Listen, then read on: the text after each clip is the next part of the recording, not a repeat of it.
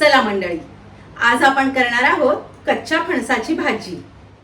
इथं मी अर्धा किलो फणस घेतला आणि घेतानाच तो भाजीवाल्या मावशींकडनं सोलून घेतला, कारण फणस सोलणं हे फारच किचकट काम आहे। घरी आणल्यानंतर त्याला 10 मिनिटं मिठाच्या पाण्यात बुडवून ठेवलं, कारण फणसाला भरपूर चीक असतो आणि त्यानंतर तो काढून 2 ते 3 वेळा स्वच्छ धुवून घेतला। आणि आता हा फणस चिरायचा कसा हे मी तुम्हाला दाखवते। हा जो मधला जाड भाग आहे हा आपण काढून टाकणार आहोत आणि हा जो तुकडा आहे त्याच्या अशा उभ्या फोडी करून घेऊया। यात तुम्हाला ज्या बिया दिसतायत त्या फेकून द्यायच्या नाहीयेत, त्या सुद्धा आपण भाजीतच वापरणार आहोत, कारण या बिया सुद्धा अतिशय कोवळ्या असतात। या बियांना कोकणात आठळ्या म्हणतात। तुमच्याकडे काय म्हणतात हे कमेंट करून मला नक्की सांगा। आता आपण ज्या उभ्या फोडी चिरल्या होत्या त्यांच्या सुद्धा अशा लांब लांब पाकळ्या चिरून घ्यायच्या आहेत। अशा पद्धतीने फणस एकसारखा छान बारीक चिरला की भाजी मस्त मिळून येते। आपला सगळा फणस चिरून झालेला आहे आणि तुम्ही बघू शकता हाताला अजिबात चिकट लागत नाहीये, चीक लागत नाहीये, कारण सुरुवातीला आपण तो 10 मिनिटं मिठाच्या पाण्यात बुडवून ठेवला होता। फणसाची भाजी आपण झटपट करणार आहोत। त्यासाठी इथं मी कुकरमध्ये 2 टेबलस्पून तेल तापवलंय। त्यात घातली आहे अर्धा टीस्पून मोहरी, अर्धा टीस्पून जिरं, अर्धा टीस्पून हिंग।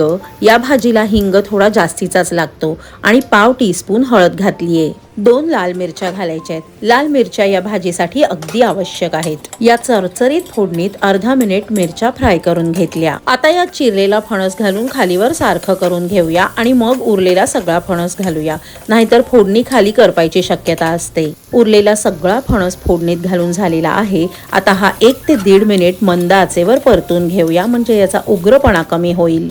आता यात घालायचं आहे 1 टीस्पून लाल तिखट, 1 टेबलस्पून गोडा मसाला, चवीनुसार 1 ते 1.5 टीस्पून मीठ आणि अगदी थोडासा गूळ। हे आहेत 10-12 मेथीचे दाणे। ॲक्च्युली हे फोडणीतच घालायचे असतात, पण शूट करण्याच्या याच्यात फोडणी करपेल जळेल या नादात मेथीचे दाणे घालायचे राहून गेले। तुम्ही मात्र फोडणीतच घाला। सगळं मिक्स करून झाल्यानंतर यात 1 छोटा कप भरून पाणी घातलंय। खूप जास्त पाणी घालू नका, नाहीतर भाजी पचपचित होते। कुकरच्या शिट्ट्या निघतील पण भाजी सुद्धा खाली करपणार नाही इतकंच पाणी घातलंय। झाकण लावून मध्यम आचेवर कुकरच्या एका शिट्टीत भाजी छान शिजते।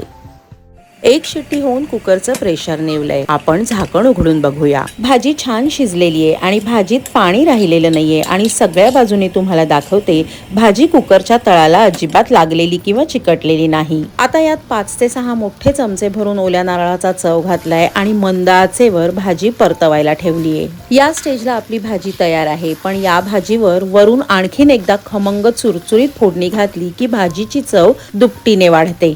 वरून फोडणी घालण्यासाठी इथं कढल्यात मी 3 टेबलस्पून तेल गरम केलेलं आहे।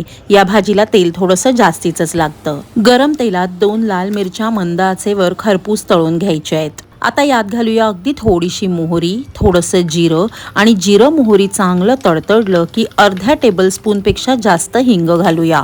हिंगामुळेच या भाजीला अप्रतिम चव येते। थोडीशी हळद घातलीये आणि आता ही चुरचुरीत फोडणी भाजीवर ओतायची आहे।